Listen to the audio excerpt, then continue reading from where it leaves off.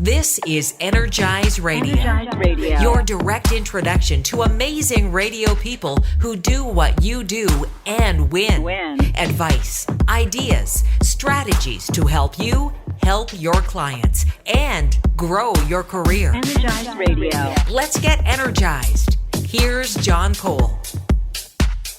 Another edition of Energize Radio, and very excited to bring you a friend of mine, Mr. Chris Fleming, who is with El Dorado Broadcasters out in California and Arizona. And Chris, you have the only person so far on the series that is also the author of a book called Yes, I'm a Salesman.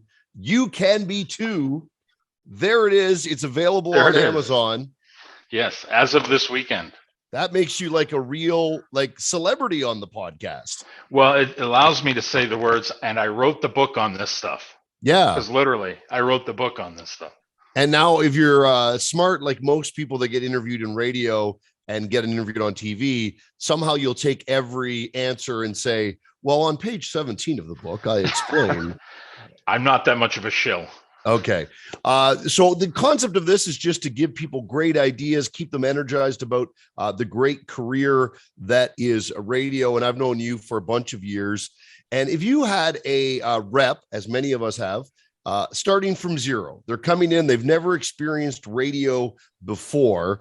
You're a super confident salesperson. What's your advice to them on where they should find their confidence as they're starting out down this radio path? Well, two things, right? Confidence comes from success and knowledge, right? And so learn as much as you can about the product that you represent and how it works best.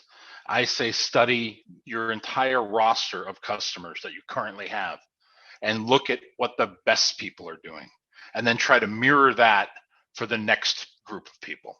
Find more people that look like the best customers that you have, and you will have more success. The second thing is practice, right? Practice.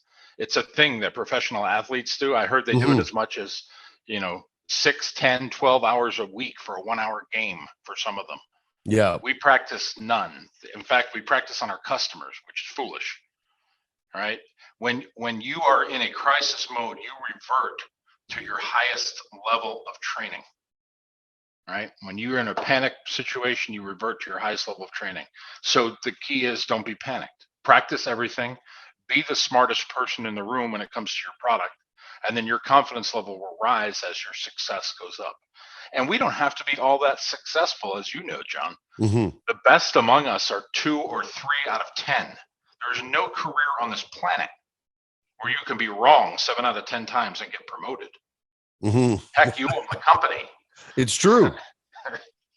No, it's very true. And Chris is referencing, like, if you make 10 sales calls, you'll probably close 2 or 3. And if you actually maybe just spend a little time getting a little bit better, it's amazing how fast you can change that trajectory and actually close 5 and 6 out of 10 and 8 out of 10. And sometimes, 10 out of 10. Well, if you're working on that mirror of your very best customers and you find more like that, your success rate will go up. So obviously these days, especially for new reps and even senior reps, there's only so many hours in the day. And there's a ton of stuff coming at us, from social media to learning digital to just figuring out radio. For some new people, they got to figure out where the washroom is.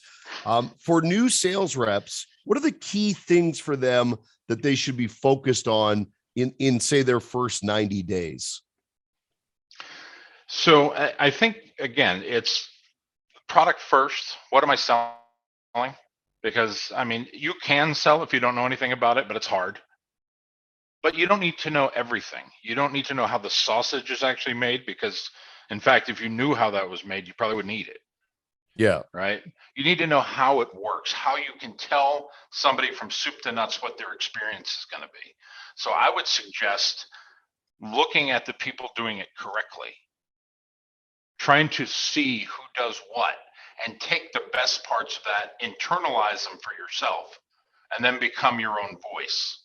The worst thing you can be is a bad copy of somebody else. I would never suggest anyone try to sell the way I do. Hmm. And just like I'm sure you wouldn't say that someone should sell the way you do. For sure. Everyone has to find their own inner voice of that. And that comes from sponging up everything around you. Hmm. Read what you can, listen to what you can, see people in action, shut up and observe, right? A lot of times when we communicate with people, we're communicating to respond and not to understand. If we sat and actually listened to what other people were doing, we would get further along quicker rather than just trying to fill voids and gaps in silence, right? So all those things, if I'm brand new, I'm a sponge, I'm listening to everything, I'm trying to find my own voice, and I'm practicing that outside the classroom. Well, and that was going to be my next question, which is, like everything in life, Tiger Woods stands at a driving range and hits 1,000 buckets of balls. Someone like Sidney Crosby is at the rink working on his skating and then his stick handling, his shooting. How do salespeople and even maybe senior sales executives, because maybe they're the biggest violators because Absolutely. they get out of practice. How do we improve that sales muscle? Part of it actually has to be being excited, right? Yeah, I think that there's a transfer of confidence and emotion that has to take place on every call because that's what people are buying. In the Mhm. end, if we didn't have those two elements, we could run this all through a computer. It could be all programmatic and we could race to the lowest unit rate and we'd all drive ourselves out of business. So we actually add value to a conversation as sellers, right? That's the thing we do best. That's why we Mhm. have jobs, to create the value in the product that we represent and how it will work for other people, right? We're not really selling radio. We're selling whatever it is our customer is selling. We're trying to sell more of it. If I'm Mhm. dealing with an auto dealer and I'm not in the business of trying to sell more cars, I'm screwing up somewhere, right? Right. If I'm just trying to sell radio to a car dealer, I probably should go do something else. So, it's that understanding. It's that, you have to be passionate about what you do. If you don't love it, find something you love to do. Find some idiot to pay you for it. That is the very first line in my book. See, I did it for you. There you go. I did put it right in there. But my grandfather told me that when I was 4, scarred me for life, right? But if you don't love it, that will come across. People can spot disingenuous people a mile away, Mhm. right? Well, and If you actually don't want, that leads me to sort of my next question, which is, you're a radio guy. You've written the book. I would imagine if you had a copy on your desk, you'd hold it up and show everyone. But you've written a book. Why is radio so great? I mean, you and I have had long conversations about why we love what we absolutely. do, but why is it so great? Look, to me, and I've worked in television, I've worked in radio, I worked in direct mail.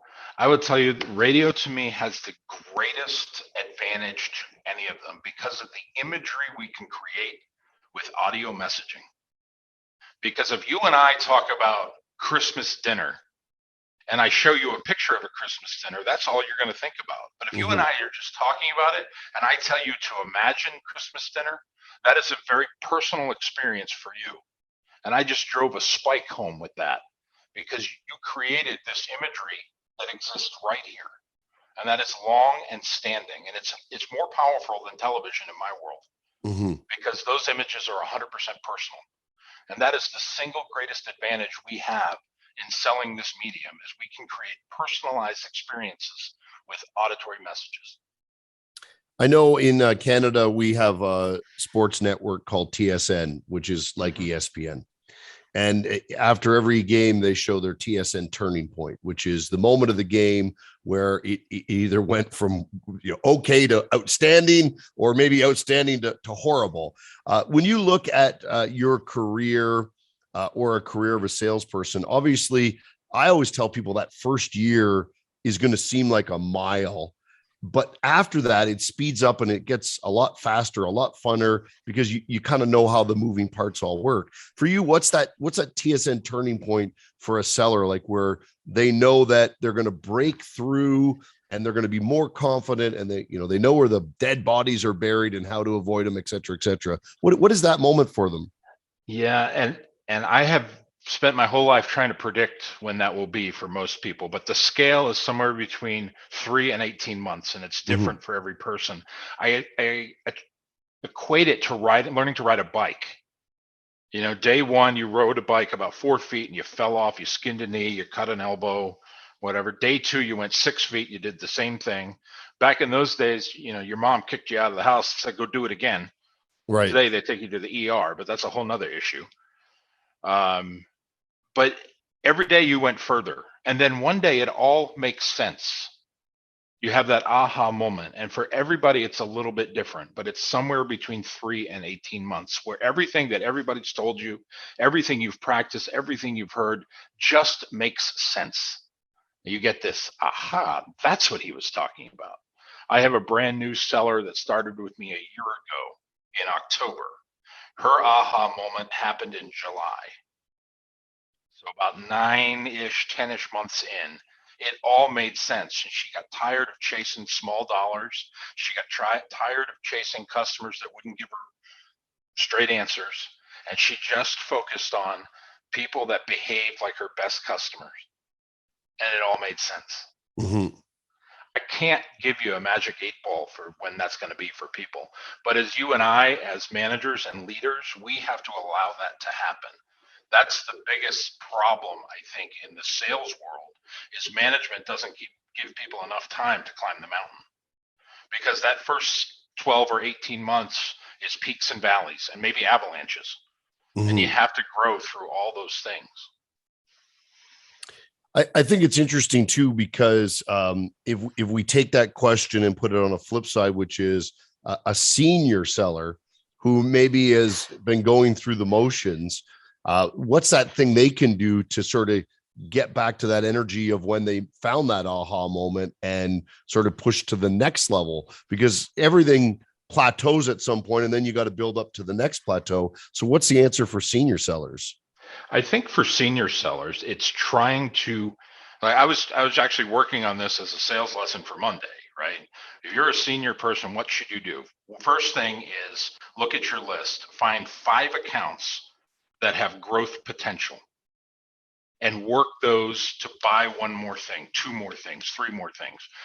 I think senior sellers have this fear of cancellation call reluctance, where Mm-hmm. they've already sold somebody something. Oh crap, I can't go sell them something else. When in fact, that's your very best customer, because they already trust you, they already believe you, and they already want to talk to you. So why would you not go to that person and say, hey, you're already buying this. Yeah. You could be buying this too, because it's a whole complete set of different people that we could talk to. And this is how we're going to talk to them. Second thing that I would do if I'm a senior seller is I would rank all of my accounts by billing level.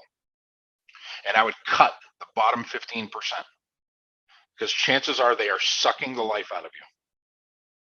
I would hand them off to people. Here, you call on them. Here, you call on them. It'd be like Oprah. You call on one, you call on one, everybody calls on one, right? If you do that, you will then raise the average order of every person that you have. Your billing will go up, your efficiency will go up. And I think if you're a senior person, that's a management opportunity for sales managers to help them manage a list. And secondarily, you should be always trying to ratchet up the average order of your customer base, because I'm inherently lazy, John. Mm-hmm. I'm looking for the Tom Sawyer way out of this deal. And if I can take, instead of having 100 customers, if I could have 20 spending the same as 100 customers, I'm a much more efficient salesperson. 100%. Well, then your customer service, all of that stuff, all of it snowballs into being better. Right. So cut the bottom 15%. Right. And then when my new business development becomes twofold. So step 1 is finding 5 people who can buy 1 more thing. And then my new customer calls are all about people that fit the profile of those top 10. So we like to wrap up by asking our guests, like, one thing, if there was one thing you think every seller should do tomorrow, because there's a long list of things you could pick from. For you, what's one thing every seller should be doing tomorrow? My thing for everybody is always show the Rolex. We are apologists, especially in radio. We go into a customer and we're like, you wouldn't want to buy this, would you? And we're so timid and shy. I go in with the biggest thing I could possibly sell them. This is the largest thing you can buy from me. It costs $20,000 a week. Mm-hmm. All right. That's the biggest thing I want to show. And that starts the conversation. And I think if we all did that, if we led with the Cadillac, we led with the Bentley, we led with the Rolex, our product would go up in value rather than down in value. I think that's a great piece of advice because radio is an interesting thing. I've seen many sellers over the years that when they're selling it, they're thinking about their own bank account. So they go, oh, $500 is a lot of money. Whereas they don't realize that $500 in a business conversation is, getting the windows cleaned on a Tuesday.